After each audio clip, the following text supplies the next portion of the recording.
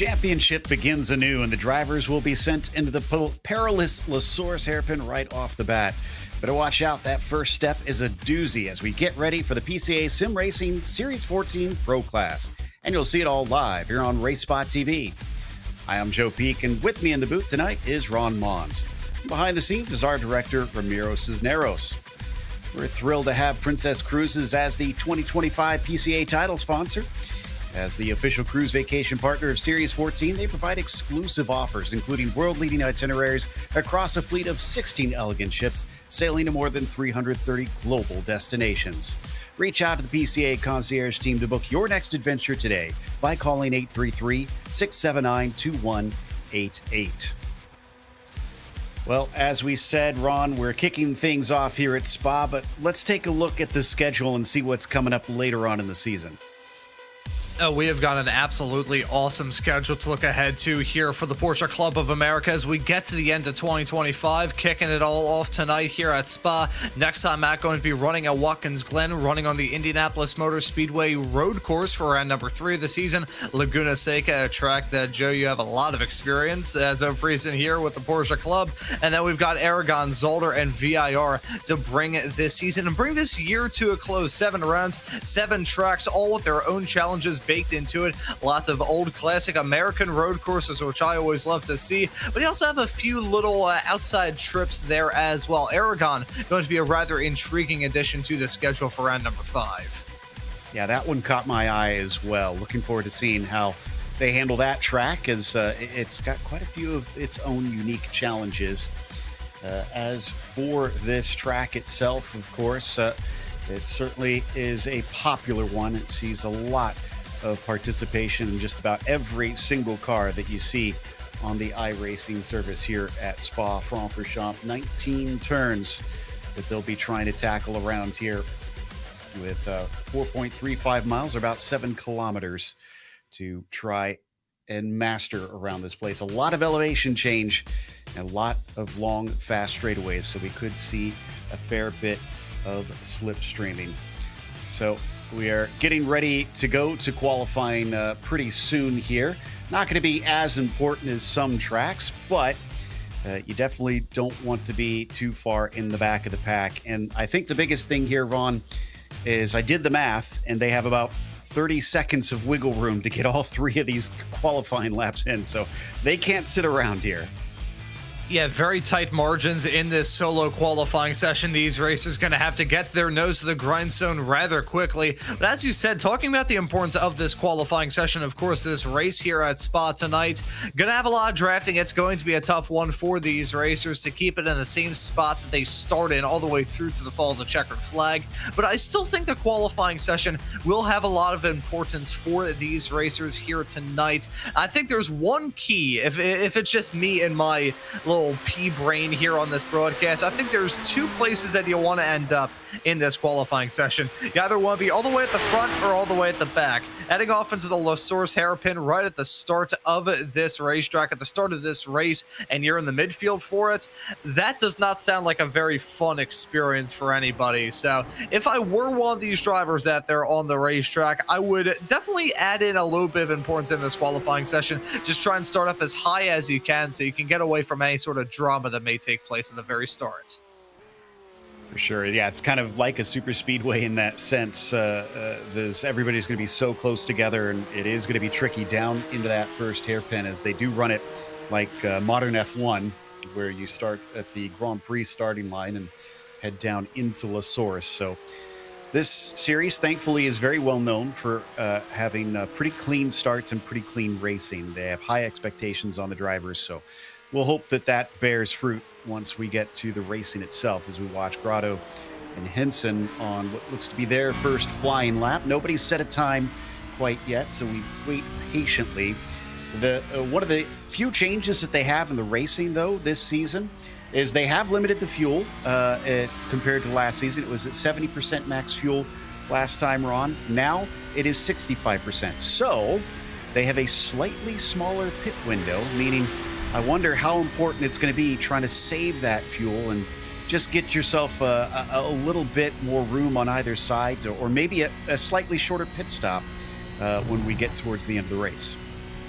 And you bring up that fuel saving discussion in terms of what sort of strategies these drivers may be able to throw at the wall and see if anything can stick in this race that lies ahead. I feel like this track here at Spa-Francorchamps kind of gives the opportunity for racers to get some good fuel numbers, try and do a little bit of fuel saving, whether it be heading down the Kemmel straightaway off into the Lake Holmes chicane, whether it be heading off into the bus stop at the end of this lap. I think there's some good spots to do a little bit of fuel saving, and plus with the draft around here in these cars, I think if you play that fuel saving game just right, you could probably irk out a decent far more time compared to everybody else. So really keep an eye on that fuel strategy as this race coming up goes along. So first time by, it looks like Bryce Rodriguez, who was very high up. In fact, I think he was the quickest in the practice session. Currently holds the fastest lap in qualifying, but we still have 2 laps to go for most drivers. Hopefully, they'll be able to get one that counts, because that's the other difficulty about this track. Those off-track incident points, erasing lap times, can be a real bugbear, Ron. Yeah, it can be a little bit tricky just to get a clean lap around here, doubly so in these solo sessions. You don't have a lot of opportunities to get it done. You don't have a lot of time to lollygag around in this qualifying session, to invoke a little bit of like 1930s radio terminology. So these racers running on a very fine margin. This new and improved version of Spa that we've had on iRacing for a decent amount of time has a bit more asphalt shoulders in some sections than others, but again, you pick up one small little incident point, some small little trip up, you miss at apex by a matter of a couple of inches or a couple of feet, and you could have your qualifying time invalidated. And with a field as competitive as we have here in the Porsche Club of America, a small little mistake, even if it doesn't result in an invalidated lap time, a small little mistake on your quickest lap could result in you starting well lower than you probably had in mind.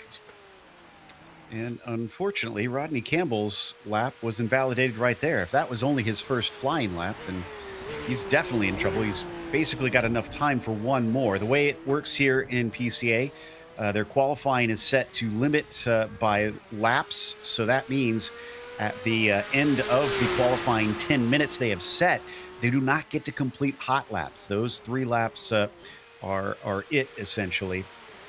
Robbie Prescott coming down into the braking at the very end, and he's going to lock it up. This lap absolutely not going to count for the 0-1. He's another driver that still doesn't have one on the board. Oof, there's going to be so many that are really in a bad spot come the start of this race. Rodriguez still the quickest. In fact, I think he's just coming across the line now. And his second lap also does not count. Same thing with Townend, who sits on the front row with him. So I'm seeing a lot of drivers that maybe got that banker in or are trying to push maybe a bit too hard on that second lap, Ron. Yeah, that is such a worry that these racers have in the back of their heads in this qualifying session. You think, okay, first time around, want to get the car up to temperature, settle into a groove. It's a very long out lap, so I think by the time they come across the line, their tires and their car is going to be rather up to temp, and they'll be in somewhat of a groove, especially after the practice session that we had a few moments ago. So that second lap, that's one where they're like, you know what, want to go for it. I want to push the limit, try to figure out what I can get out of here. And doubly so considering this is a very popular track as well, Joe. I feel like you'd be very hard-pressed to find somebody in this series that has never done a lap around Spa before. If they've had an iRacing subscription for more than one season, they have definitely run around here quite a lot. So with a lot of experience around one of these tracks, it can brew in a little bit of overconfidence, especially in these rather tough-to-manage race cars. A bit of overconfidence can really be a detriment. Saw a big bobble as we rode on board with Scott. That was down through, I believe, Jackie Ix, and has found himself maybe in an even worse position now, because even if it did stay within the boundaries, it might not be that great of a lap. Chris Pies hasn't set one in the number 14, so let's see what this next time by holds for him, because this is it. This is his one and only timed lap that is going to count for the very competitive driver here in this series that tends to put on a pretty good show on the pro class level, but as he heads toward the line, it is a 2:22.6.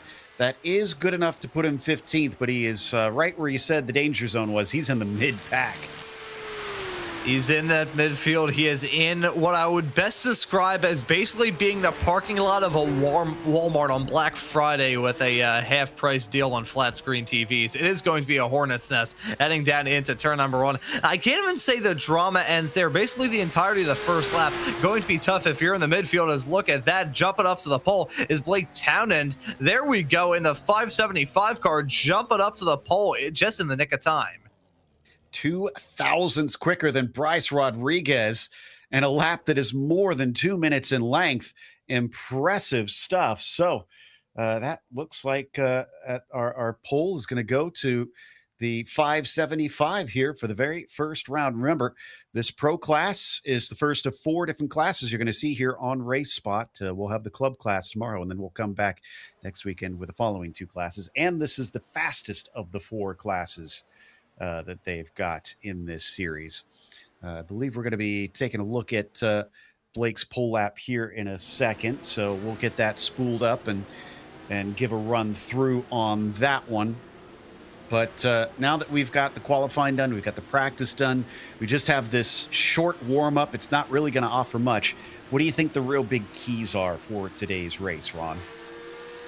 Well, as we have talked about a lot throughout this race already, throughout this broadcast already, Joe, I think one main key is certainly going to be survival. Just make it there to the end. Opening race jitters, a lot of these racers are going to look to try and hit the ground running for this opening round. And with that, and with the challenge of this track and these very quick race cars, early season, still trying to shake the rust off, incidents can be aplenty. So I think just keeping it clean, certainly going to be a real big worry for these races. If you can keep it clean, if you could be there at the end of this race that lies ahead, you could come out of Spa here today smelling like a bed of roses. Gotta worry about that. Gotta master that strategy as well. You brought up a fantastic point right at the top of the show, talking about that limited fuel going from 70% to 65. May not seem like much, may only be 5%, but that can make a huge difference here. I mean, think of it this way, in reference to the qualifying session that we just saw, if you were 0.5 of a second slower in that qualifying session than you already were,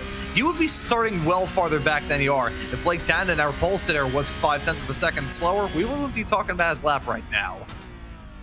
Exactly. So let's take a look, see how he managed this one. Nice and tidy down to the apex of the first corner there at La Source. Now it's coming up to Eau Rouge and Radillon. This one of the most famous corners in all of racing. Look at it towering above you as you plunge down to the valley of Eau Rouge. And then Radillon is at the top. Blind crest took it right up to the edge of the limit. So easy to go off track there and have the lap invalidated and get a slowdown penalty on top of it. It's another thing we'll probably be watching all race long. And Blake now looking to spot his braking zone coming into the Lacombe chicane, switching back and forth as he tries to nail each and every apex, carrying the speed, widening the corners. That looked pretty good to me. But then, Ron, you can see it's very downhill from here for a long time on the lap.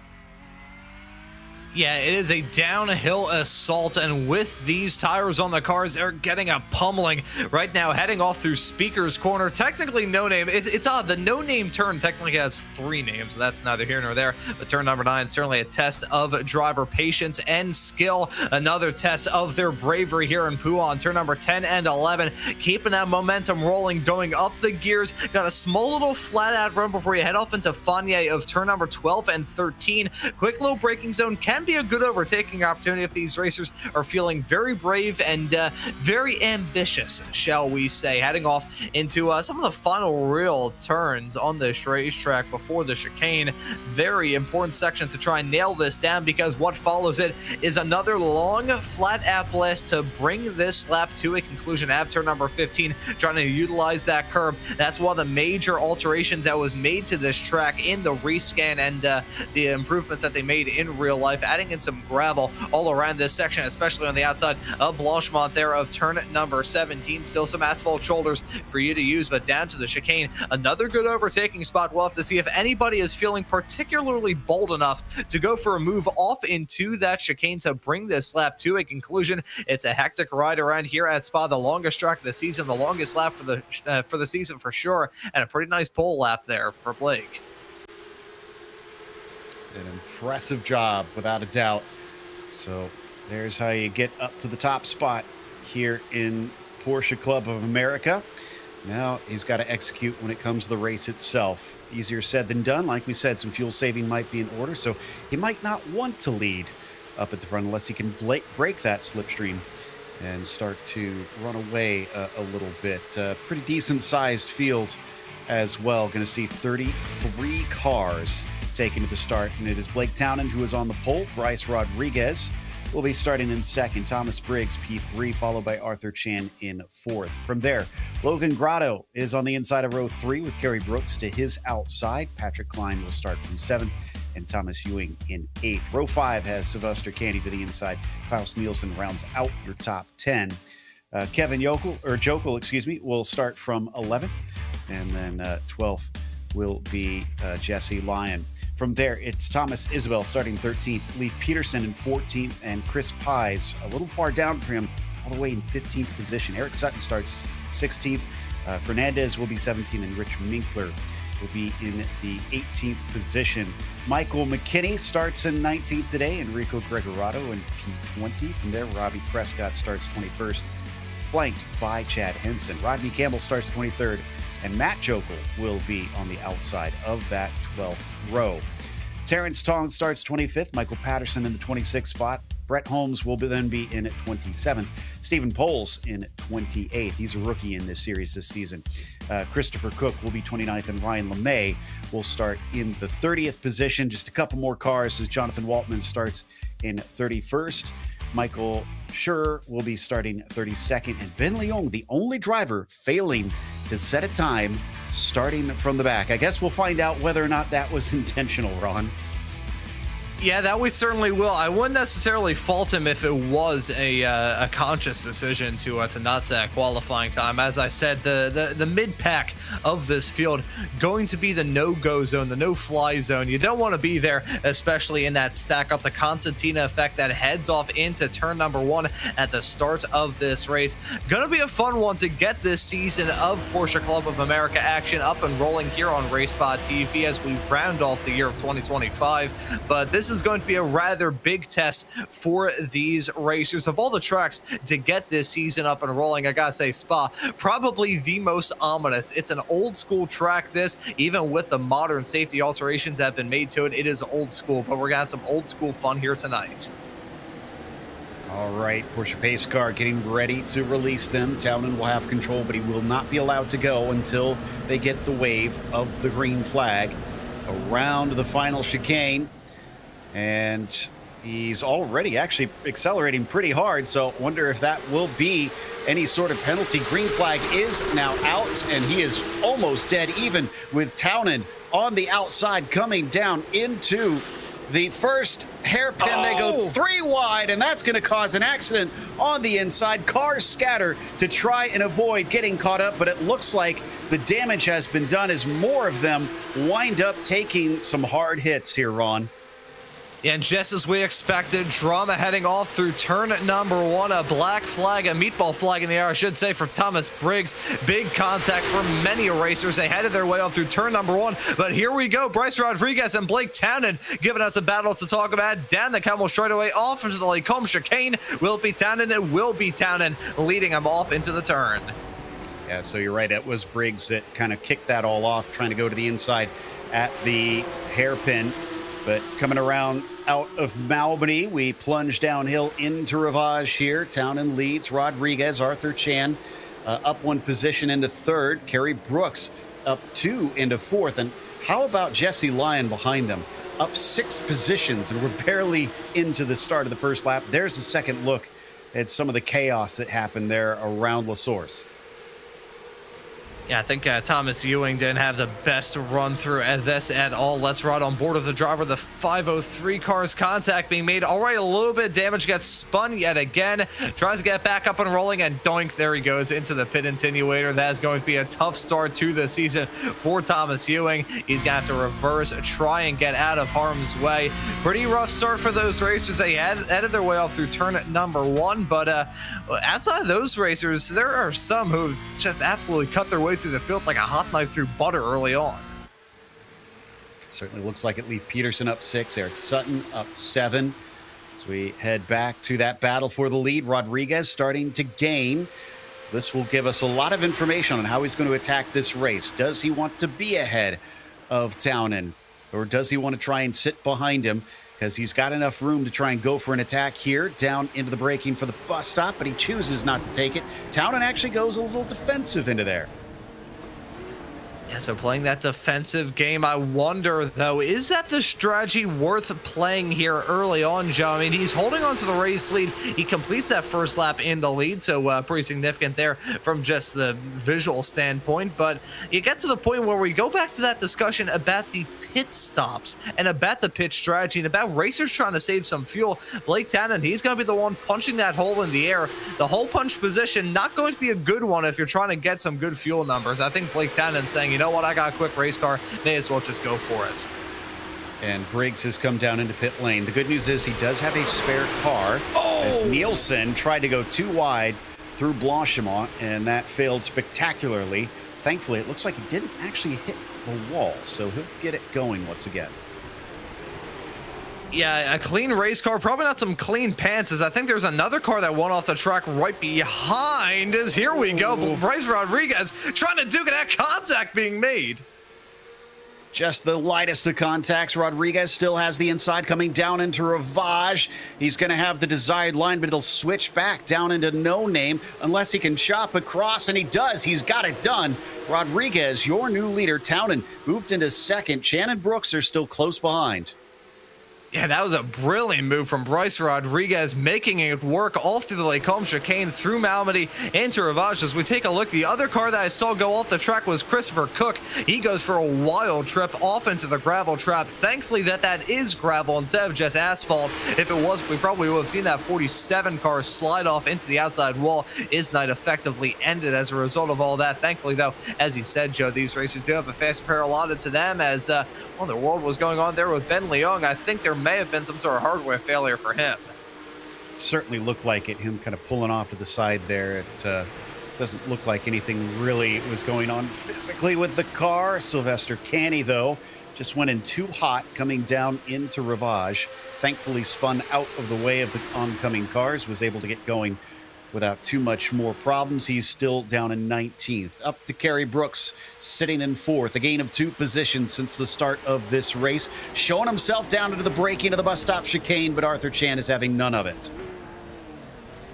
And as I suspected, as we were looking at that pole lap from your P2 runner, Blake Townend, I suggested the idea of maybe going for a move off into that final chicane. It's a heavy braking opportunity. It's a tight turn. You could really squabble up heading off through there. But at the same time, that's a dangerous game to run, going for a move off into that chicane. We've seen how badly it can work out in the open wheeler side of things. Here in sports cars, as much as you won't have to worry about a driver picking up some air if there is wheel-to-wheel contact, you still have that worry of contact being made, and around a truck as fast as this one, a small little tweak to either the wings, the bodywork, whatever it may be on these race cars, a small little aerodynamic twist is really going to make it feel like you're dragging a parachute down these straights.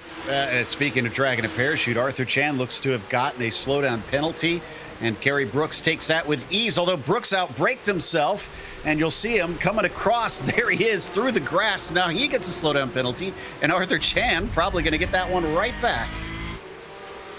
It was basically a game of tag with them picking up slowdown penalties. I am shocked that we got about 6 minutes into this race before we saw somebody on camera pick up one of those disastrous slowdown penalties. That is a true detriment heading through Eau Rouge and Radion. In these cars, you're on the limit of adhesion, the limit of control, and you're having to test the track limits as well. Very easy to pick up a slowdown penalty through that section onto the Camel straightaway, as we just saw, especially if it happens in the early stages of this race. Show. I'm sure you've commentated a race where one person has picked up a slowdown penalty heading off through Eau Rouge and Radion onto the Camel straightaway right at the start of a race, and they go from running in like 1st or 2nd to running down in like 10th or 11th. That is always such an unfortunate thing to see whenever somebody's involved in a situation like that. Yeah, you really have to tiptoe on that first lap to make sure you don't fall victim to that. So Chan did not get the position back. Brooks must have served it with enough time that he stayed ahead, but it's not by much now by the time they head down towards Blanchimont. Brooks with the advantage. Chan kind of weaving back and forth, maybe try to size up the red and black car of Kerry Brooks out of Blanchimont. Both of them pushing as wide as they dare, but a little bit wider for Brooks and a little bit more speed keeps him out of arm's reach. Doing everything he needs to do to try and hold on to that spot. I feel like here at Spa, as much as it's good to be on offense, if you can run a good defensive game, that could work out fantastically for you. There's only so much you can do with the massively long straightaways and flat out blasts that we have around here and the heavy braking zones that end them. I gotta wonder though, can these racers just cling on to these spots from the start all the way through to the finish? It'll be a tough ask, but I think if you have a very good defensive driver, you could potentially make it work. We'll just have to see. We had another incident with Klaus Nielsen coming out of the bus stop chicane. Just caught it out of the corner of my eye. So he's now been in multiple incidences. We're side by side once again with Chan round the outside. This time he gets past Kerry Brooks down into the braking of the Lacombe chicane. So back up to third. But all this back and forth, all these slowdown penalties, they are now 3.2 seconds behind the top two. So unless they start to clean it up and work together, they may have lost a good shot at the win. Yeah, no, I said not terribly long ago that any sort of side-by-side racing can make it feel like you're dragging an anchor through asphalt. Those two just go battling hard and running as they were, and a couple of slowdowns in the midst of all that as well has allowed those two to pretty much just drive off into the sunset as it stands right now. We'll have to hope for some sort of big swing to come from P3 and P4 to give us a four-car battle up at the front, but right now still got two very talented racers up at the north end. So we take a look at that moment that he mentioned, Joe of Klaus Nielsen getting spun by Thomas Ewing, heading off through the turn. Second moment there for Ewing. Very tough start to him in this race. Both of them losing multiple positions due to that incident. Haven't seen anything from race control in terms of like penalties yet. That is something that they do have in this series. If you're not familiar, live race stewards are watching, and they do typically hand them out for contacts. As like I said, they really try to enforce clean racing. And admittedly, this is a bit messier than we tend to see in this series, but it is the first race. So you talked about that first race jitters. I get the feeling that maybe a few drivers are experiencing them today. Yeah, they gotta shake the rust off. That's what they gotta do. You know, these Porsche Cup cars that these drivers are running, they're not the sort of turnkey race car where you could just go into it having not driven it in quite some time and immediately be up to speed. It's a car that can bite and can bite hard. As we take a look at Rich Minkler with a moment heading off into turn number 14, a quick little wiggle as he went off into the turns. Here we go, side-by-side racing for the final spot inside the top 10 between Enrico Gregorato and Luca Grotto as they had their way off into turn number 1, duking it out. And look at more racers trying to get involved in this. Certainly a very tough start for many a racer up and down this field. Some drivers on the other end taking to this new season like a duck to water. Grotto we saw involved in that incident before, so he fell a little bit backwards. He's in the red, white, and blue. He's chasing on Gregorato in the green and black in behind him. That's Fernandez in the orange, blue, and white. They're all line astern as they pick up speed, 162 miles an hour here at the end of the straightaway.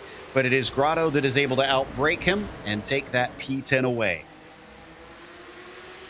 Gets that move done, holds on to that spot, but again, the game of leapfrog being conducted at well over 180 miles an hour, certainly going to be prevalent throughout this race here tonight at Spa. Bryce Rodriguez holding on to that lead over Blake Townend. Those two rather smooth up at the front, and I gotta say, I think this may be the first case of me saying something, and then the racers immediately going to prove me wrong. I said a little bit earlier on in this broadcast show in reference to our pole sitter Blake Townend, saying, you know what?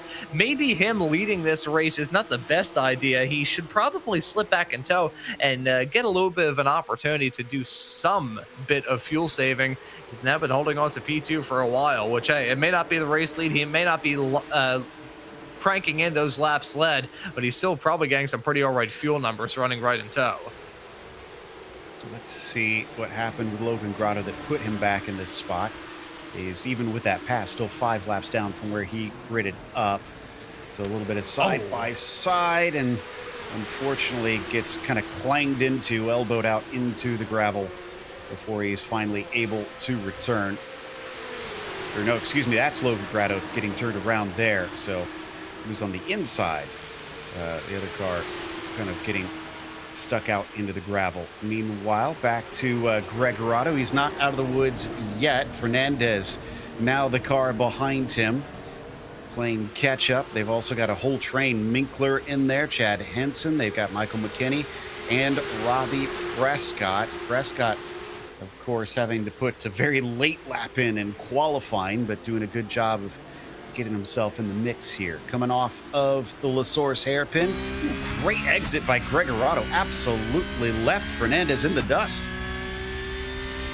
Yeah, I know that exit of the hairpin, always super important around here, but ever since they brought out the new scan with the gravel trap on the outside, really keeping those racers on their toes, it adds in a bit more importance to it as well, as Gregorado now dropping down. He may fall into the crutches of David Fernandez here in the not too far off future. Bit of a cushion that he has right now heading down the straightaway, doubly so, because Fernandez has Rich Minkler on the inside of him, heading off through the turn. Look at that 908 machine of Rich Minkler holding on to that spot. The 09 of Fernandez able to, well, actually no, it was the other way around. The 908 jumping up in front. Meanwhile, the 09 losing out on that spot. Unfortunate series of events for Fernandez as he drops down to lucky number P13. That does give Gregorado and Grado a bit of a cushion in those spots right in front. You can see how this gap has kind of, this battle has kind of stretched out a little bit. It's as if you got a normal 4-car battle and sent it ever so close to a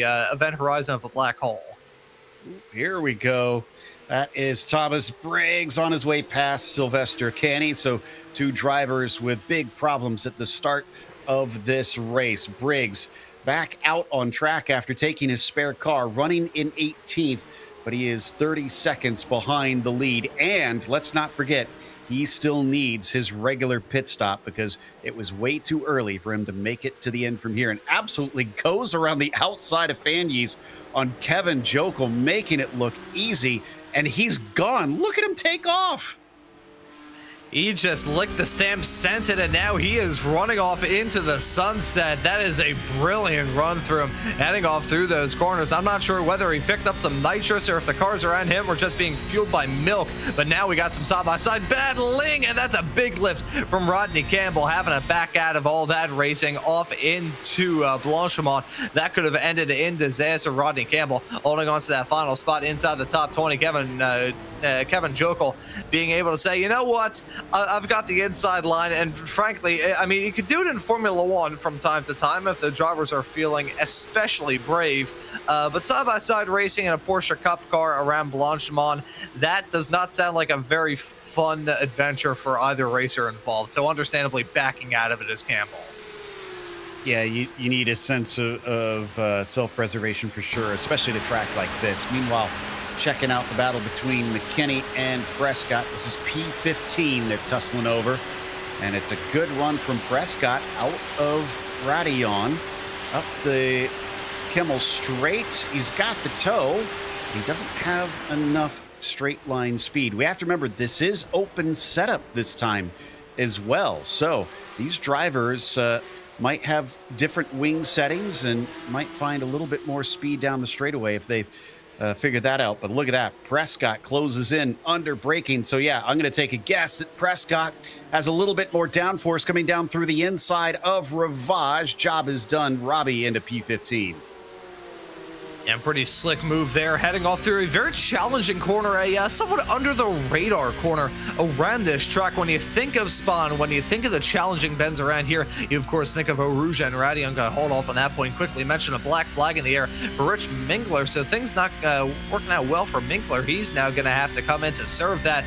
Big moment for the driver of the 908 machine. Not sure exactly why he has picked that up, but that's a huge detriment to him in this race. So it's saying unsafe rejoin. So that's what caused him that.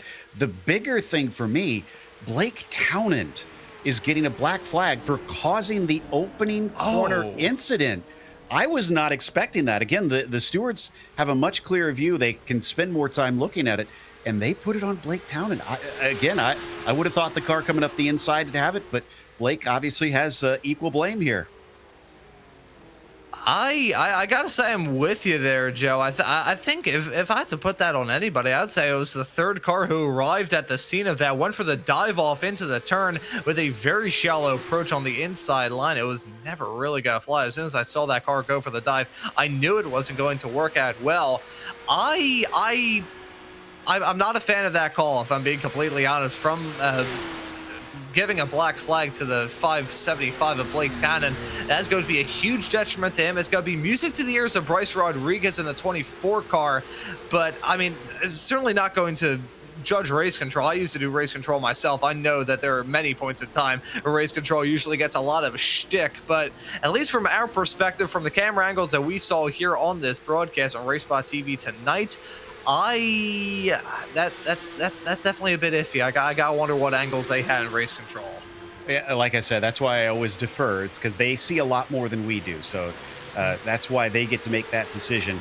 And in the meantime, that means that Arthur Chan should be promoted up to second. Rodriguez will have a big gap down to P2. Check in a little bit farther back in some of our fights in the mid-pack coming into the Lacombe chicane. Patterson in the blue and white, just ahead of Stephen Poles, one of the rookies this season, and Matthew Jokel just behind him. Also, they got Klaus Nielsen in this group, who's had his share of woes so far, coming down to the braking into Rivage. Nobody can change position in this group quite yet, but boy, they are glued close together. Yeah, packed in like sardines at the present moment. We got small little packs like this all throughout the field. Small little groups, whether it be 3, 4, 5, 6 cars all stuck together, running around this track and whittling the laps away, getting up to the first third of this opening round of the season already being concluded here, Joe. And been a rather intriguing race up to this point. Had that drama that we expected off into turn at number 1. A little bit of drama every now and then, but outside of that, these racers have they've kept it clean. There's been a couple of single car incidents though, so certainly the rust still being there. As a black flag in the air, that's him coming down pit lane. As who was that spinning coming out of the final corner? I just saw that in the corner of my eye. I'd missed it, unfortunately.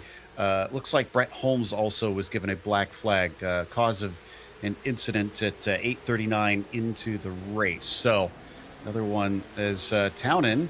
Interesting. Okay, so he's serving the black flag as he is going to take his pit stop, which means it will actually extend that black flag, I'm pretty sure.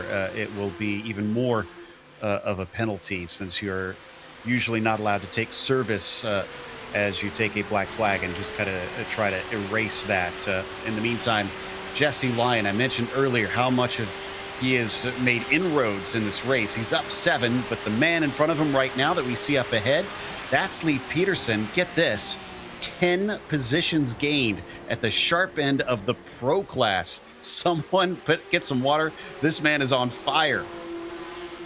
Cutting his way through the field like a hot knife through butter. Leif Peterson putting in a marvelous job at the present moment. That 913 car running really quick right now, and I think he may be able to gain potentially another spot in the not too far off future. Right in front is Kerry Brooks, and looking at that car, there may be a little bit of damage on the front end of it. That or my eyes are deceiving me, which they probably are. Now, looking pretty all right on the front of that 177 car. Still trying to figure out the identity of that car that I saw spin, and I think hit the inside wall coming out of the final corner not too terribly long ago. Right as we saw, you're a 1-point race leader and your pole sitter come down pit lane to serve that black flag. But I don't believe Kerry Brooks was that racer, but still feeling the pressure from Leif Peterson right behind. The driver of the 913 looking to turn that 10 position gained into another 11. To tell you how much that hurt Blake Townend, it was 52.7 seconds stationary for him. That is way, way longer than they typically do. I imagine it's probably going to be 9 to 10 seconds for most cars here today for their pit stop. But I think we are within the pit window, so I wonder if he figured might as well try to knock it out as best he can, even though he'll still take some pain taking service during that. In the meantime, oh, that was a little bit of a lunge from Peterson, looking on Kerry Brooks down into the bus stop. That one doesn't work. Jesse Lyon still watching from behind him, and now they're starting to get a few more friends. Isabel and Pies have joined the party. Ain't no party like a Porsche party, and that's what we've got heading off into turn number 1. Look at all of these racers and their various approaches through turn number 1. That's one thing I love to see in a series like this. Everybody has their own unique way of tackling this racetrack. Sometimes it works out well, so other times it don't work out too well. As let's see what Jesse Lyon will be able to do. A lot of dirty air coming off the 2 cars right in front, but the driver of that 115 car gonna have the momentum, have the run, and have a car blinking it out. That's Leif Peterson. Clearly the UFOs are out here at Spa today. Gonna hold on to that P4 spot as nobody's gonna go for the dives of the descent down into the chicane, but Peterson gonna have to keep an eye on that air net connection. Oh, that was very close under braking as Lyon looking right up tight to the rear bumper of Leif Peterson. And yes, that internet connection not going to make life easy for anybody trying to battle.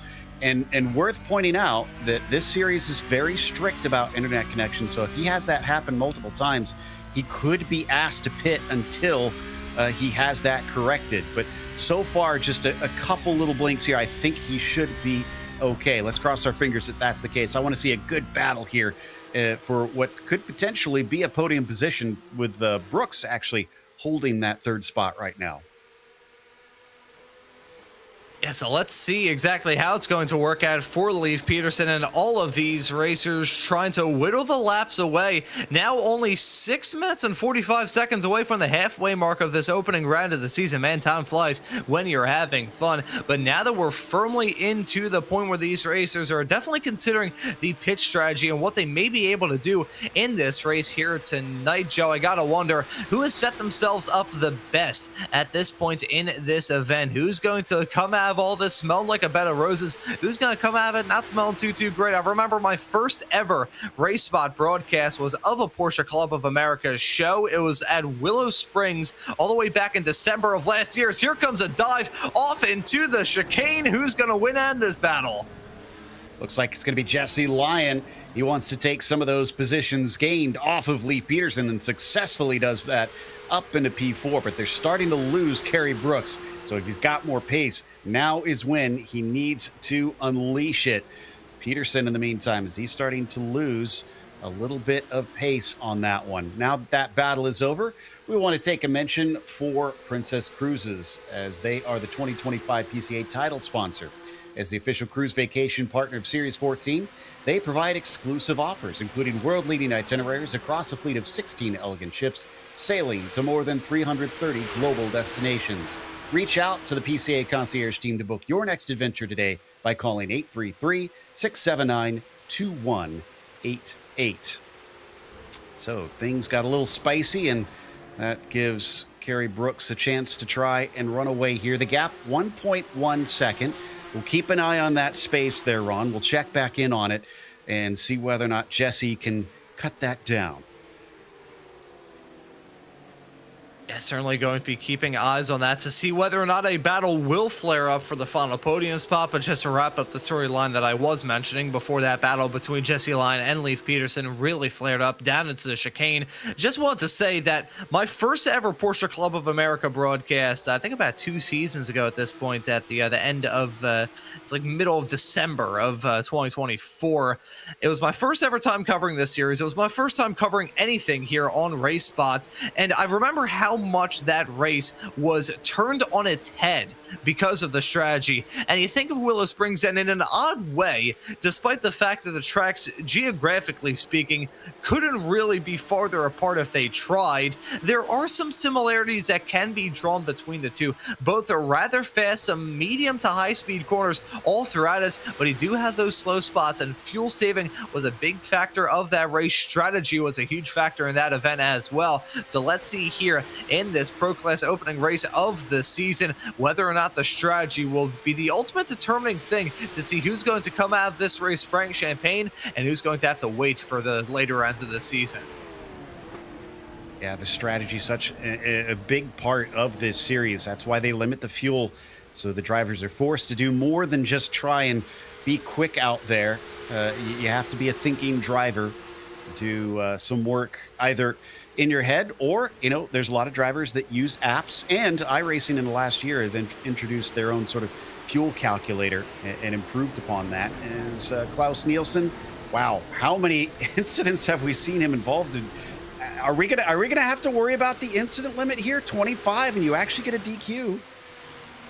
You know, I mean, Spa's the sort of racetrack where you can collect those incident points like they're Pokemon cards, and with some of the drama we've already seen these racers get involved in, I can't necessarily say I'd be too terribly surprised. That's part of the reason why I said, oh, as you can see, a big slowdown there from Leif Peterson, got dropped down like an anvil push out of a helicopter. He now drops down to 7th. Tough break for him in the 913 car, but no, the incident points going to be a huge factor in this race tonight, Joe, as that is another slowdown penalty, this time striking Isabel. These slowdowns really hurting these racers just as much as the incident points are. Isabel trying to serve it here just because this is a tougher place to get by. So sometimes you can game the system a little bit like that, but you got to be careful. Chris Pies, yeah, I said that he was starting out of position. Now he's the one up 10 spots. Peterson only up 7. He's been bleeding positions here and there. So clearly maybe quick at the start, but struggling to try and keep it up as the race carries on. Getting close now to the halfway mark of this race is behind. Here comes Logan Grotto. Where did he come from? He's suddenly in the mix, and he's battling with Peterson. He'll demote him yet another position, and Logan is nearly back up to where he qualified, as we see Stephen Poles in a replay have some trouble there coming into the bus stop. Yeah, and looping it as he headed his way in that small little blip on the throttle between those two corners. Probably not going to be the first moment that we see of that throughout these weeks that lie ahead here in the Porsche Club of America. Probably not the first time we'll see that in this race either, so that's a tough moment for him for sure. But as we jump back to live action and follow the number 2 car of Logan Grotto, I can't even say he's in no man's land, because he's in the midst of a Porsche sandwich. Got 2 cars right in front, 2 cars right behind. He did have a bit of a buffer heading off through there. So, oh, look at that, Eric Sutton mega loose as he headed his way off through there. That back end looked like it had a mind of its own as he came out of the chicane. I'm not sure whether or not he had a bad curb whack, whether or not he just breathed on that throttle a little bit too heavily and got a little bit loose as Robbie Prescott and the 01 cars made that call to come down pit lane. Now about 50 seconds short of the halfway mark.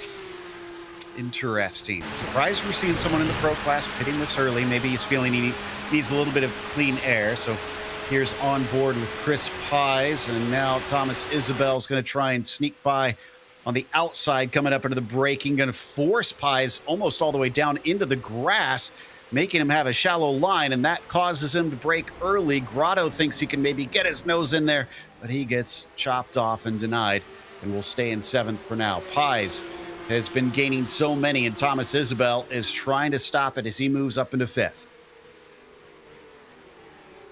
And making up some spots. This battle that we have on screen right now, the battle for some of the final podium spots, some of the final spots inside the top 10, has been really topsy-turvy. As look at that, that was a 2 car of Logan Grotto with a bit of a wiggle coming out of turn number 8 into 9. I was just talking about that turn, that corner. I tried to merge corner and turn into the same word. That didn't really work out too well for me. But no, turn number 8, such a challenging bend around this racetrack. It doesn't get a lot of mentions, but that turn downhill, slightly off camber. It feels like no matter how much you slowed off, heading off through there, you can lock up a wheel. So Ravage turn number 8, rather challenging bend around this racetrack. I feel like it doesn't get mentioned too much, but that corner super tough. I've always found it very, very frustrating. Yeah, so if you can find speed there, then you know you're doing something right. It can definitely help you a lot. Like you said, it's downhill, so a lot of speed to be gained. Speed is needed for Pies, though. Here, look at this.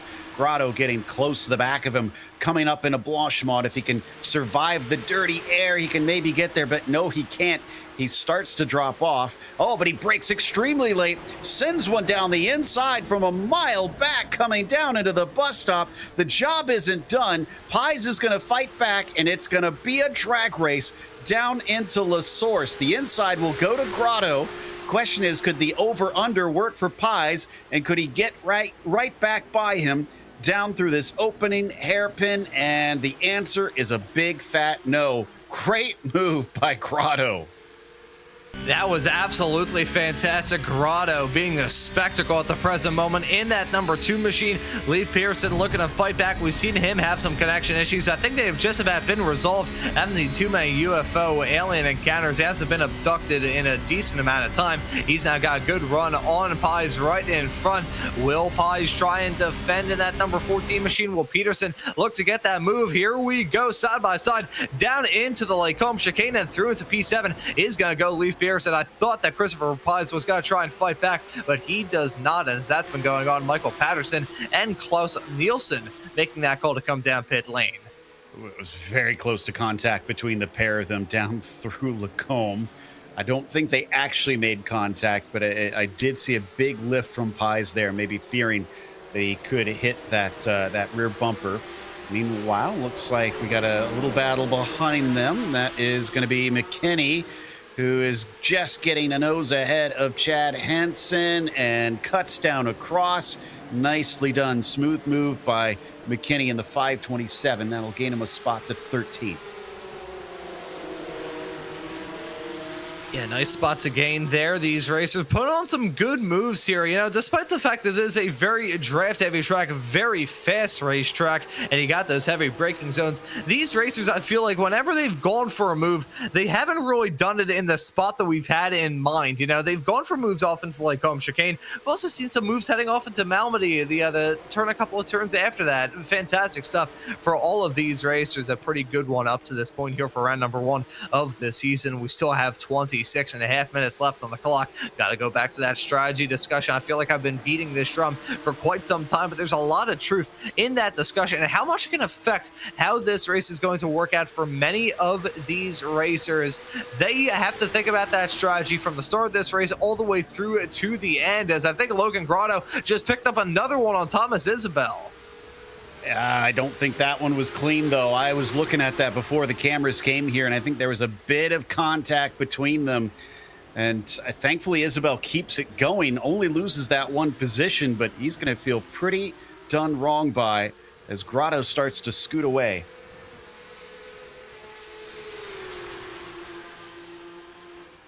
So down into the Eau Rouge chicane once again. Let's take another look at it here. Watch carefully. Holy cow. It may have been it was from a bit of a ways back. You know what? That looked like ghost contact, though. Yeah, it did look like maybe a little bit net code in the midst of all that, a small little bit of separation. A pretty big dive there from Logan Grotto. Is now Thomas Isabel having a fight for his life to remain inside the top 6 as Leif Pearson really giving him a lot of pressure from the 913 car right behind. That battle for 6th still going to be intense, and you look at Christopher Pies slotted down in P8 right there to pounce as well. And Eric Sutton in the 137 car also there to pounce in all of this action as well. But Logan Grotto, the showstopper thus far here in this race, that was a gutsy move. It looked like he came from about a half a mile back to go for that lunge off into the bus stop. We won't complain that as a broadcaster, but I'm sure that Thomas Isbell, seeing that car come down the inside of him like an Exocet missile, I'm sure he's probably thinking, okay, I'm not sure whether this is going to result in him getting this spot from me like it ended up doing, or whether or not that was going to turn into a glorified round of Porsche Cup car bowling. Oof, and off into the gravel there for a brief moment. Isabel definitely pushing the limits of the track, just kicking up a little bit more gravel. That allows Peterson and Pies to start to close, and Sutton as well.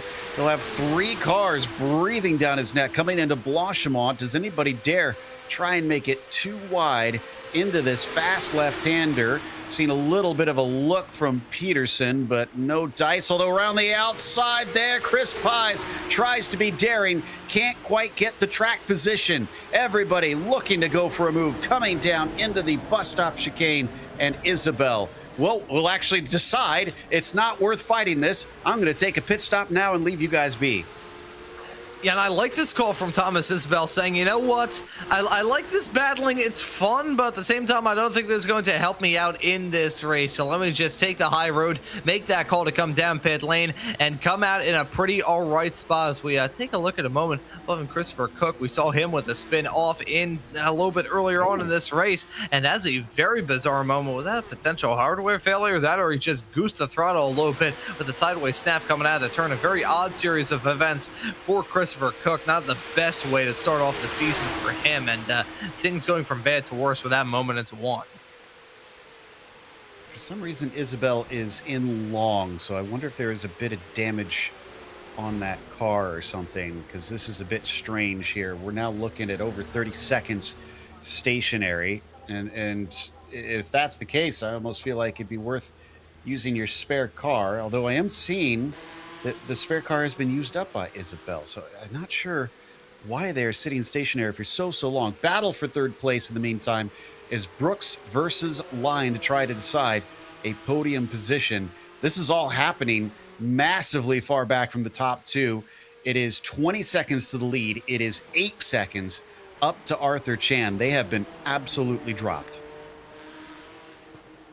Yeah, they have just absolutely driven off into the sunset. It's been a pretty good show of dominance from Bryce Rodriguez in that number 24 machine, holding on to that lead. Certainly the assist coming in with that penalty a little bit earlier on in this race for his one main challenger. But hey, a victory is a victory. Doesn't matter how you got there. That checkered flag still going to look exactly the same. But as we look at this battle for third between Kerry Brooks and Jesse Lyon, we've been keeping tabs on this for quite some time, and for good reason as well. These races have been giving us a lot of drama up to this point and a lot of good racing. Gotta wonder though, with this battle, will they be unified in that call to come down pit lane? It is coming soon, because we only have 21 and a half minutes left to go in this race nearly. So now is the time that he got to start worrying about that Jesse Lyon running into his own alien encounter there. Yeah, you're right. That it's getting to the end of what we believe should be the pit window. By the way, I checked on Isabel thinking maybe he had a speeding penalty, because it was about 53 seconds, which is pretty similar to what we saw with Townend. But I didn't see anything at the cones that looked like he would have been over the pit speed limit. So I'm a bit flummoxed as to what exactly could have caused this penalty. In the meantime, we stick with the battle here between Brooks and Lyon. Oh, that's a slowdown penalty. Brooks is going to give it away easily as Lyon now moves up into P3. And that right there is Casey Brooks probably cursing to the iRacing gods, heading down that straightaway off into the Lacombe chicane. A quick little slowdown gonna hurt him out, as we saw there. Rich Minkler's picked up another black flag, and I think that may have been the reason he goes off the track before Blanchimont side smacks that outside tire barrier. Already not having the best race in the evening. I gotta imagine there had to have been some sort of hardware failure. Either his screen froze, his wheel failed, or his give a damn broke. So I guess we'll find out which it is a little bit later. Side by side down through Rivage. We talked about being fast through here. That's Briggs versus Fernandez. Briggs back up to 11th position, but remember, he still owes us a pit stop at this stage, although everybody around him has not pitted either. So this should be roughly about where it all shakes out for him. Nice recovery, at least thus far. It's just, I think there could be a lot more for him here today, considering he started so far up the field in the top three.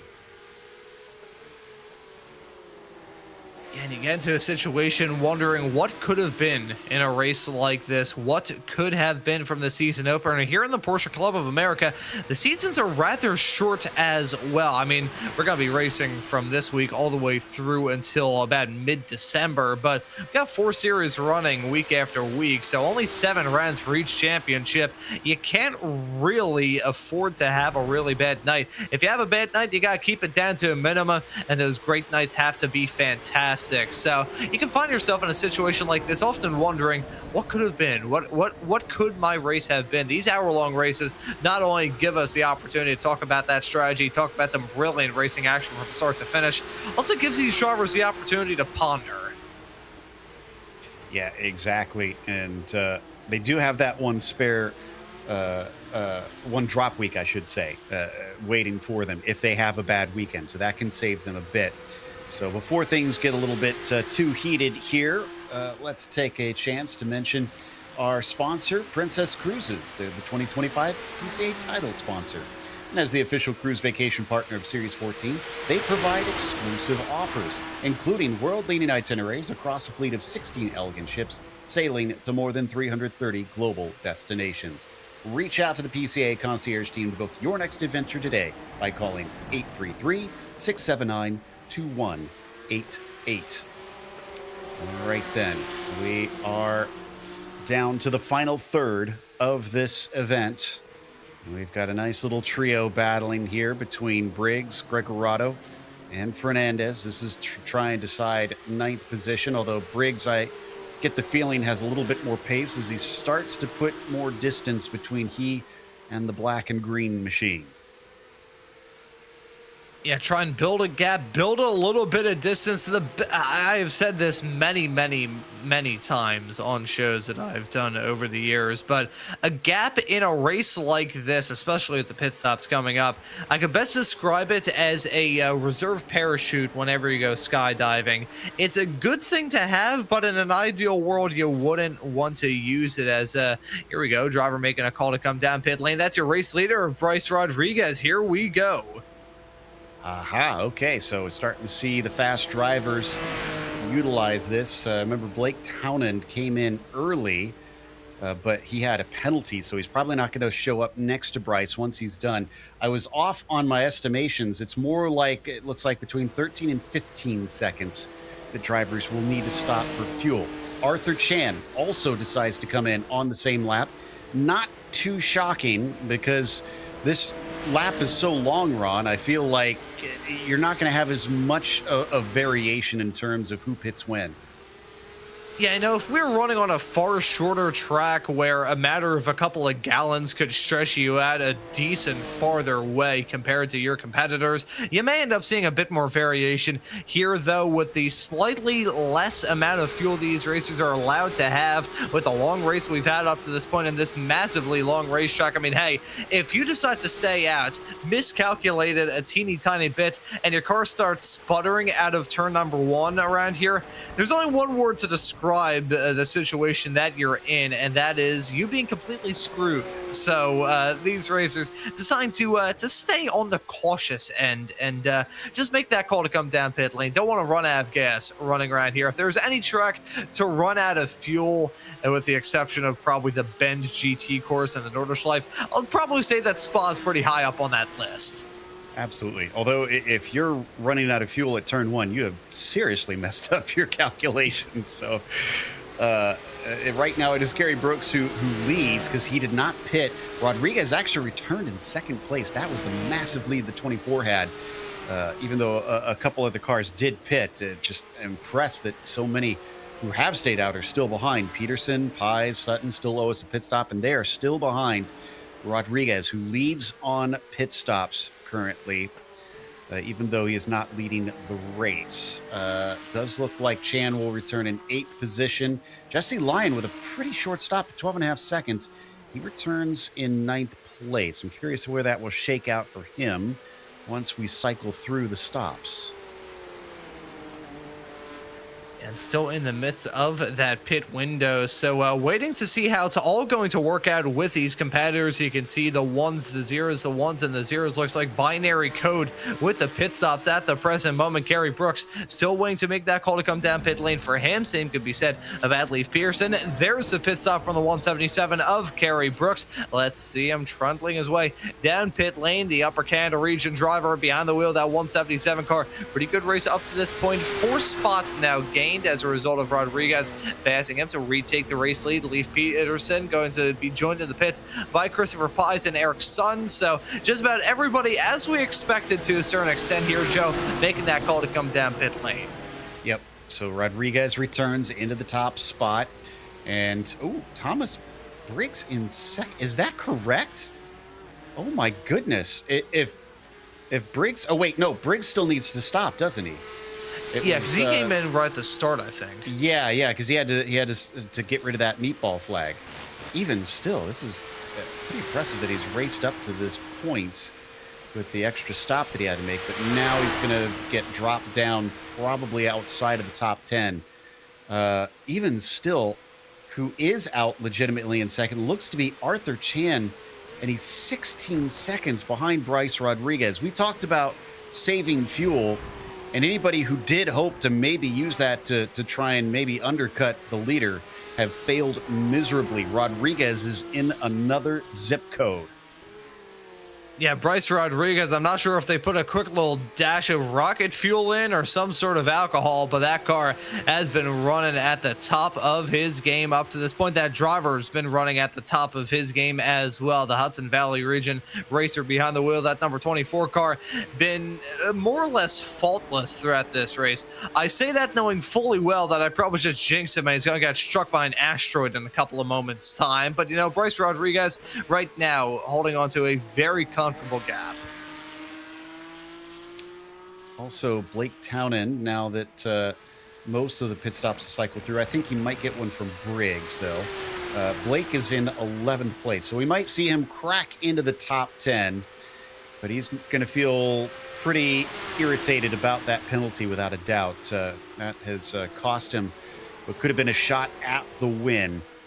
So Townend, who we see on screen now, is actually chasing down Eric Sutton. That is for position. So maybe we'll see a 9th once we get Thomas Briggs in for his pit stop as well. But swinging around through Fanyes and up into the Stavelo 1 and 2. This is where you really got to get on the throttle and try to carry as much speed as you can. Leif Peterson as well in this group, not that far ahead of Sutton, maybe about 4 seconds. We'll see whether or not he starts to cut in on that. That's Thomas Briggs now. Thomas Briggs, I should say, making that call to come down pit lane finally. Been a very long stint from him, must be said, but it was only a matter of time before that number 22 car made that call to come into the pits. A nice recovery drive from that driver. Started this race off in a rather disappointing way with a moment down into turn number 1. All of those racers who had that, it'll be interesting to keep tabs to see how their season develops here in 2025.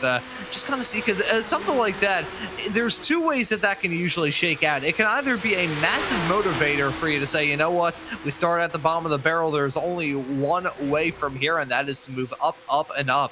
Then you got the other side of the thing where it can be a little bit tough, as here we go. Look at Kerry Brooks trying to get a move done around the outside of Jesse Lyons, not close enough. Down the Camel straightaway, off into the Lake Colm chicane. These racers still just about right on top of each other as they head their way off through that sector. But now, it'll be quite intriguing. Keep tabs on those racers all throughout this season to see whether or not that will be the start of a better season and a better turn of luck as we get a little bit further along in the championship, or whether that could be the start of just a real downward spiral. So Lyon holds the 3rd position. This is a battle for the champagne, essentially. Brooks with sights set on that P3 and only 10 minutes left to try and fight his way by the 115, who has claimed 9 positions in this race, started from 12th and looking for top 3. We usually do not see this huge of gains at the sharp end of the pro class. This has been a fascinating race. By the way, I said Briggs should hand a position over. I was wrong. I guess he was smart and put a little bit of fuel in when he took his stop to take that meatball flag and take care of things, because it was only 11 seconds for him in his pit stall, and he's out actually ahead of Blake Townend, which means if Blake starts to gain on him, we could have some interesting fireworks, those 2 getting to try and face off again. Yeah, I think 2 very frustrated racers as well, battling in the final 10 minutes of what's been a very frustrating opening round of the championship for both of those competitors. Blake Townend, I think he has every right to be a little bit upset because he was holding on to a pretty good spot, getting that good fuel number right behind your race leader of Bryce Rodriguez. Then he picked up that black flag and things just never really have been the same since. He's back inside the top 10, albeit just down in P10, and Yeah, I don't know if you're Blake Tannen, you're probably going to be going into that battle with a little bit more anger and aggression, for lack of a better term, with how things have gone in the opening race of the season for him. Jesse Lyon still hoping to hold on to third. He's actually a practicing nurse. Oh, and goes defensive coming up here. That's not good. That's going to make for a compromised line coming into Lacombe. Does look to be successful, though, as Brooks unable to make the pass in the second apex there. But that was telling to me, Ron. Jesse feels a little bit threatened. Yeah, I think there is a little bit of... I think the word that I would use to describe it would be a little bit of unease. I wonder how many racers are feeling 100% truly comfortable. You got a lot of competitors involved in battles. Briggs and Peterson are two of them, as through into P number 7. Briggs is going to go. Nice move down into turn number 8. But now, I think all throughout this field, there are racers feeling a little bit of unease, a little bit of terror, for lack of a better phrase. This track is already tough enough as is. These cars are already tough enough as is, and when you got some battles of racers looking to start this season off on the best foot that they possibly can, it can get a little bit more treacherous even still. The journey of 1,000 miles begins with a single step, but you don't want to snap your ankle on step number 1. Something's happened to Stephen Poles. Let's see what goes down in the replay here. Into the braking of LaSource, and the car gets around on him. Thankfully, car behind him able to avoid any sort of incident, and off he goes once again, losing one spot. Briggs, since his pit stop, has actually gained a position on Leif Peterson, as we covered, and so Townend now has to try and overtake Leif if he wants to get that revenge, I guess, if you will, and make the pass on Thomas Briggs. But it looks to me like maybe Thomas is the quicker car, because look at this. He's already caught up to Pies, and he's going to look down the inside. Can't make the pass stick. Pies is now going to have to go on the defense. And now you can see him diving down right to the grass as he headed his way onto that start-finish straightaway. Briggs right now really applying that pressure on strong to the back of that number 14 machine. Patrick Klein, he's made that call to come into the pits in the 239 machine, but Briggs gonna have that draft assistance coming at turn number 1 up into Rouge and Radion right about now. He's gonna have a whole lot of momentum, a whole head of speed, as long as he can keep it clean off through that part of the track. A little bit wide there. Don't think he picked up a slowdown, and now here we go. Gonna carry a whole lot of momentum onto this straightaway. Defensive move down the inside. Oh, but he sold a dummy. There goes Briggs, braking deep, and they're actually gonna make contact twice, going through the corner. And Briggs is gonna spin. Peterson sneaks by. Pies had to take a shortcut. Oh, and a bad rejoin there from Briggs, yeah. And that is going to be bad. I believe that, yeah, that is Eric's son, who was a T-bone, the innocent bystander, and all of that. That was a big stinger on top of a tough moment there already. It'll elevate Blake Townend up another spot. He's now slotted in 8th, but that was a rough series of events for Thomas Briggs, right as it looked like his race was finally on the up and up after that moment. That really set his race off for a collision course with disaster right off at the start, with a moment down to turn number 1. Things going from bad to worse for him in the 22 car. So I guess Blake Townend got the last lap anyways, because he's now ahead. And yeah, there's the 2 hits. There's Peterson going by. There goes Blake. And then did not check that F3 box. That was a massive hit there. We're going to watch from Sutton's view. Oh, and nothing he could have done at all. That right there was just wrong place, wrong time for the 137 of Eric's son. And I gotta say, and this is honest, just seeing that from Briggs' perspective, in the moment that things started to go south for me was when he swapped from the outside to the inside line, trying to throw the dummy and try and make something work. Looked like a bit of an aggressive move there. Here we go. Here's a move around the outside from Blake Townend on Leif Peterson and through into P number 7. He's gonna go. Well done, Blake. So that's up to P7 now. An impressive recovery with that penalty. Peterson's still with him, though. Is he going to try and take it back? No, doesn't even show himself in the mirrors. Maybe he's just going to try and ride behind, see if he can follow Blake up to Chris Pies at this stage. So once they get to Pies, though, it's probably the end of any sort of progress. We got 4 minutes left, and it's a 10-second gap from Pies to Grotto. And at this point, if you are Pies, you probably have to hope for a errant strike of lightning to come down on Logan Grotto. That is a pretty much insurmountable gap with the amount of time left to go in this race. Again, knowing my luck, I probably just jinxed it, and Logan Grotto is going to get struck by a falling anvil in a couple of moments' time. The driver, the number 2, in that mid portion of the race around the minute 24 mark, he was bringing us some fantastic action as there's a slow motion view of Eric's son, the front end of his car getting a couple of inches shorter. That was as big of a center punch hit as you could get. Not ideal even this late in the race. He's going to be limping around without a doubt. So we've lost 4 cars so far: Klaus Nielsen, Rich Minkler, Thomas Ewing, and Ben Leung. I think Nielsen's actually a DQ, so I'm guessing that was for incident limits because, as we mentioned earlier, they only get 25, and after that, it is an instant DQ. Now, the other unfortunate update this season is if you are disqualified for whatever reason, you automatically score 0 points for the rounds. So that's going to be a goose egg for the 04 to start off Series 14. Yeah, that is going to be, I mean, literally the worst start that you could possibly imagine. That is going to be a big kick in the shins. There's a black flag in the air for Thomas Briggs in the number 22 car. And Joe, is that as a result of any sort of race control issued penalty, or is that an iRacing penalty for the 22? Yes, that is race control. That was unsafe rejoin. No shock on that one. We both kind of were in agreement. Ooh. In the meantime, what have we got here? Down into the braking between Pies and Townend. Pies is going to hold on. Townend tries to take it away. Peterson giving watch from behind. He could steal it from both of them. Now, we do have 2 laps to go as they cross the line here because Rodriguez was over the line well before the 222 left.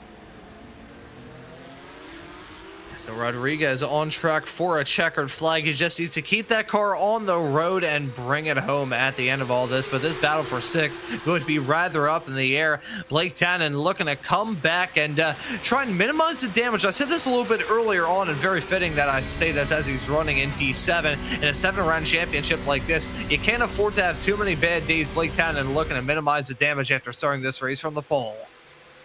Impressive run. Huge amount of speed, but he breaks a little bit earlier.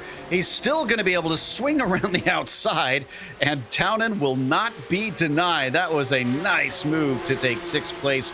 Pies still can be pretty proud of himself. He's still up 8, even with that loss, but that's if he stays ahead of Leif Peterson, and he's got to do that for another lap and a half. Yeah, nice move there. We go back to the thing that I mentioned a little bit earlier on in this broadcast as well, Joe, talking about the defensive game that he can play here at Spa. If you just try and run the right line, get some good runs heading onto these long flat-out blasts, you can defend. It may not seem like a very easy thing to do, and that's because it isn't, but these cars just, the draft is just strong enough whereby you can get some moves done, don't get me wrong, but you can also block it off. Well, not necessarily block it off, but take some preemptive strikes to try and hold on to that spot, and certainly one strike that Tannen is giving right now is he is pulling a big gap, heading off through the middle sector of this lap. Now 8.5 tenths clear of Christopher Pies, who's now feeling some pressure from Leif Peterson right behind. Meanwhile, Bryce Rodriguez has started the final lap. 24 seconds is a gap between himself and Arthur Chan. He has got a comfort zone and then some between himself and P2. All he has to do is cruise home to victory from here. Jesse Lyon is now well ahead of Kerry Brooks. My goodness, absolutely dropped him like a bad habit. It's now 2 seconds between the pair of them. So Jesse with a fantastic rebuffing of Kerry after he was under some severe attack there for a brief moment. And there is Lyon on your screen right now in the black and white machine coming down through Eau Rouge. And again, that is up 9 positions for the 115. So massively impressed. We mentioned there's a few rookies this season, and that's Ryan LeMay, Stephen Poles, and Michael Schur. They're 25th, 26th, and 27th. They are discovering just how steep the talent is here in PCA. Oh, we got a car in. Robbie Prescott. Yeah, not sure what the deal is for the driver of the 01 car, but he's down in pit lane as here we go. Racing once again, Blake Tannen. He picked up a slowdown, but he may be able to gain those spots without how close those two were to making contact. That's Lacombe chicane, Pies and Peterson close to disaster. Tannen still right there to pounce as well. What a wild finish that we've got ourselves for here tonight. That was close, but not close enough for Blake. He loses those 2 positions that he worked so hard on right there, and it's back to 8th for him. Pies now up into 6th. So, again, there's definitely been some drivers that have been impressing me, but this is not over yet, unless you're Bryce Rodriguez, because in about 2 corners, he is going to be your first victor of Series 14, the 24 car, 25 seconds ahead of the nearest rival, and gives it some stank off the final turn as he takes victory in race 1. And what a drive from him as well. 25 seconds going to be the gap at the line between himself and Arthur Chan. Incredible stuff. Meanwhile, speaking of incredible, this battle for 6th has had plenty of twists and turns. Tannen dropping down. I wonder if he's potentially out of fuel. He is bleeding off time with that 575 car. I think you're right. Slowdown? I don't know where he would get it here. So I think you're right that maybe he is sputtering to the line. Gregorato is behind him by about 4 seconds, so he could still lose a position. But I think hopefully maybe he can kind of cruise to the finish line. Speaking of which, Christopher Pies, 6th place, up 9 spots. Peterson, 7th place, up 7 spots. Just amazing runs from the pair of them. Townend is through the final chicane. In the background, he will beat Gregorato to that 8th place, but it was a messy start for our pole sitter, Blake Townend. Yeah, certainly a race to forget for Townend. I was going to raise this in discussion about the rookie drivers making their debut here in this series at Spa. That is a tough road to make your debut in a series as competitive as this, as we see Chad Henson come across the line, the 930 car, to finish this race in P14. But no, such a tough race to make your debut on. They put on a very rousing drive to run in the spots that they were. Even veterans of this series running into some difficulties, even your pole sitter running into difficulties after that drama right towards the start of this race. It was an uphill climb, and even with that sputtering of fuel coming across the line for Blake Townend, really for many a racer, both veteran and rookie alike, Spa proved to be a challenging one tonight. That was a close one there for Prescott, who maybe throwing away his car in frustration there at the end. We had 28 cars finish on the lead lap for this one.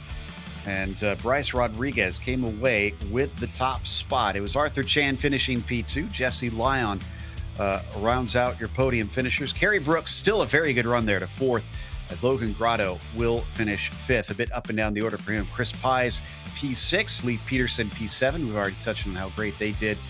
Blake Townend, a decent recovery, but not what he was hoping for with 8th. Enrico Gregorato was 9th, and then David Fernandez was 10th. From there, it is Eric Sutton finishing in 11th. Thomas Briggs had to go back to 12th after that late race penalty, along with having to take his spare car early in the race. Campbell was 13th behind him, with Chad Henson 14th, and Sylvester Canny in 15th. Kevin Jokel was 16th today. Michael McKinney was P17. Jonathan Waltman, 31st to 18th today. Whew, what a job. Pat Klein was 19th, and Matt Jokel was 20th. Then it was Thomas Isabel in 21st today. Terrence Tong was 22nd, and Robbie Prescott falling back to 23rd late in this race. Mike Patterson was 24th. Then our 3 rookies, LeMay, Poles, and Schur, were 25th, 26th, and 28th, split by Chris Cook in 27th. It was Brett Holmes' last car to finish in 29th, a lap down. Nielsen, Minkler, Ewing, and Leung were DNFs today. I think we got Bryce Rodriguez ready to chat with us. Let's see if we can get him pulled in here and have a little bit of conversation about how that race went for him. Bryce, congratulations. At first, you had a couple cars that were close, but it wasn't nearly as close as what it looked like coming down into turn one. Tell us about that experience, 3 wide there. It was definitely pretty sketchy. I just first want to give a big thank you to you guys for streaming this, and also my partner Mo Handsome and my team Hyperion Racing. So yeah, going into turn one, it was a bit sketchy. I was just trying to kind of see what would happen to then plan my strategy for the rest of the race. Didn't really see what happened. I just tried to avoid it. Kind of hung it around the outside, made it through pretty clean. Saw some contact behind, but then after that was basically following Blake, and then made a move on him, try to get past him as soon as I could. Sadly, he got the black flag, but then from there, I was just basically pushing the car and having fun. Yeah, with such a massive gap at the end, was there any point that you felt you could relax? And if so, when? I think I could have relaxed, but I think I just wanted to keep on pushing and just kind of trying to find more time every single lap. So usually on the long back straight is a chance to relax, but I still knew that it was a long race. Anything could happen, so I tried not to get too relaxed. That makes sense. Well, congratulations on an opening win, the first round of Series 14. Hopefully there's more to come. Thank you. Appreciate it. It's Bryce Rodriguez, your winner here today. In the meantime, I believe Ron has caught up with second place finisher Arthur Chan. Yeah, and Arthur Chan now joining us here in the broadcast booth. Arthur, welcome in P2 at the end of this race here at Spa. How was it out there? Thanks for having me, Ron. It went as well as I could have possibly hoped for. I guess I'd say I got really lucky in the beginning of the race. Turn one, I managed to avoid an incident there, and Townend got his penalty. So I know it's first race of the season. I think there's a lot of pro drivers that maybe weren't as fast as they normally are. Maybe they're a bit rusty. So I'm definitely happy to take this while I can. You know, we talked about that a lot throughout this broadcast, about the challenges of trying to shake off the rust in this opening race of the season. So how was it out there in terms of trying to manage those first race of the season jitters? Definitely a bit nervous, but I guess I was pretty pleased with my pace. I did a couple of race simulation practices by myself, and little did I know my race simulation practice was going to be pretty realistic, because I ended up driving by myself for the whole race. So it was pretty much just trying to keep focused and not get distracted. I think a lot of us in the top 5 made a couple of errors early on. So no, it's just trying to keep focused and get it to the end. Really happy to get the podium. I haven't had a podium in PCA Pro in a couple of years. That the talent level is so high now. So very happy to have achieved this. Yeah, you're keeping your eyes on the prize throughout this race here, Arthur, and you'll walk away with a P2. Must be feeling good about your chances heading off to Watkins Glen next time out. Yeah, we'll see how it goes. I was a bit bummed to finish just off the podium in Series 13, so this is definitely a really good start for Series 14. I think the Cup car suits me a little better than the GT3R car, so I can just hope for the momentum to keep going. And certainly looking forward to seeing you out there on the racetrack throughout the rest of the season, Arthur. Thank you for joining us here in the broadcast booth, and congratulations on the P2. Thanks so much, Ron. Up next, we've got third place finisher Jesse Lyon as well, who impressed us with his climb up the order. Jesse, I got to ask, were you surprised that you were able to claim so many positions in the pro class? Because we just heard Arthur mention it's hard to come by podiums. So for you to make up so many spots, I mean, wow. I hadn't had much practice. I was aiming for a podium. I kind of was away from the sim for most of the summer, and I was kind of blessed with this incident that happened that slowed everyone down, and a window just opened for me. So I went from 11th to 5th on the first corner. So I had a good start. Towards the end of the race, Kerry Brooks was starting to really challenge you. We saw a few attempts at trying to take that third place away. What helped you finally stretch it out to the 2.5 seconds it wound up being? I couldn't really tell you. The front end wasn't really complying with me after the pit stop, and then after Kerry got his slow down, I was able to start pulling away a little bit. So I got a little more confident and just started whittling the time down. I had to fuel save in the last 2 laps, but by that time, he was already 3 seconds back. Well, I'd say you did a phenomenal job, especially if you've been away on a little bit of a break from the sim. Hopefully this is a good sign of what's to come here in Series 14. Yeah, I'm hoping to challenge Bryce in the later track. Spa's not my strong track, so I'm hoping to do better. All right, there you have it, folks. Jesse Line, P3, and feeling confident about what is to come later in the season. Well, this was a fun one, Ron. Thanks for hopping in and joining us for Spa. And I got to say, the drivers put on quite a show as we got Watkins Glen, which also tends to put on impressive stuff. Yeah, Watkins Glen, another classic sports car track. I love the Glen. It's a track that I have on my bucket list of ones to visit in real life. But this race at Spa was absolutely fantastic. And hey, to all of you tuning into this broadcast, we've got a heck of a lot of Spa action to look forward to here for the Porsche Club of America. We got some action tomorrow, got some action next week as well. But that Glen race coming up for the next round of this Pro Class Championship, certainly going to be the same great racing that we saw here, just with a slightly different backdrop and a slightly different bucket full of challenges for these racers to try and get their hands on. It's just a gorgeous racetrack. And of course, we're not heading there yet. Make sure and join us tomorrow night, Thursday, September 4th, for the club class. But a big thank you goes to the steering committee at PCA Sim Racing, as well as to our team tonight, Ramiro and Ron. Thank you so much for watching tonight's broadcast of PCA Sim Racing. I'm Joe Peak. And until next time, race clean, race hard, and we'll see you on the track.